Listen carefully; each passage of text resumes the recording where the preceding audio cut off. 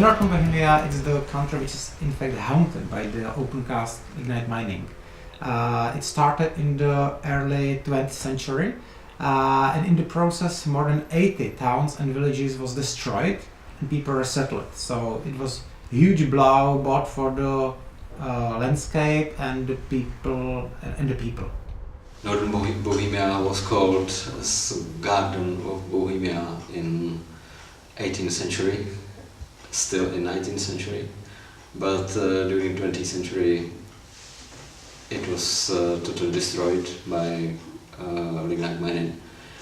We hoped in 1999 that this destruction will finish after some agreement between energy companies and state and the rest of society.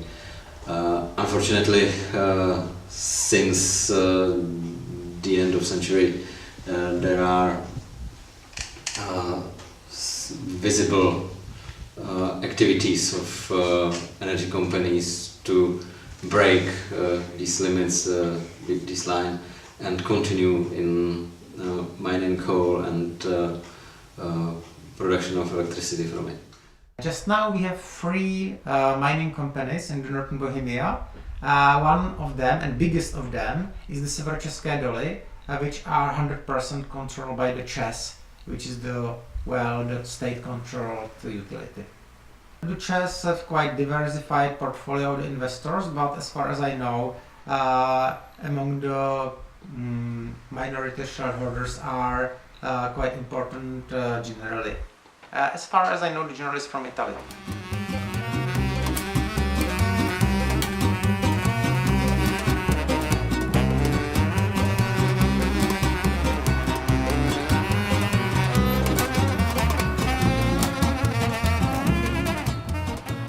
In fact, not Severočeské doly, but directly Czech owns and control most of the existing big coal power plants in the Czech Republic. It's plenty of them, but there are three which are directly connected to those coal power plants because they are on the edge of the mine.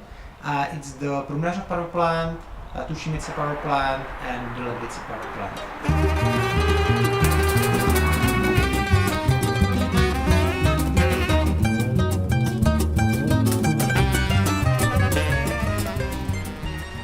It is statistically recorded that our people dies 2 years earlier than an average of the Czech Republic. There are mountains called Krušné hory. This city is Litvínov. Here we have one big mine which is called ČSA. Here we have another mine which is called Bílina, and this mine is owned by Czech, as we discussed. And this mine is near Most, but it's also close to Česa, and this is called Vršany. So you can see that we have three big coal mines and we are here. Of course, all the pollution, all the negative impact goes to us. And they should understand, because we live here, we face influence, direct influence or negative impact of the mines. In the 70s and 80s it was a nightmare because there was no any filters and the pollution came just out from the smokestack, so the snow was black and the trees in our mountains was dying in the square kilometers. And it improved in the 90s, so a lot of local people have, I would say, a little bit shifted feeling or the distorted feeling of the whole thing, because they said, oh, it's not so bad now, because in the 80s it was worse. But if you compare the current situation with another countries or parts of the Czech Republic, it's still very bad. So if you ask the locals, they will say the situation improved, but it's definitely not fine yet. For me, the just transition is giving people in the region which was destroyed a chance to have better life maybe there, or at least to be able to continue to have a good life when the coal mining stops, because everyone in the state knows already that the coal mining will stop. We don't know where exactly or in which place when, but yeah, it is clear that it will stop. It's strange.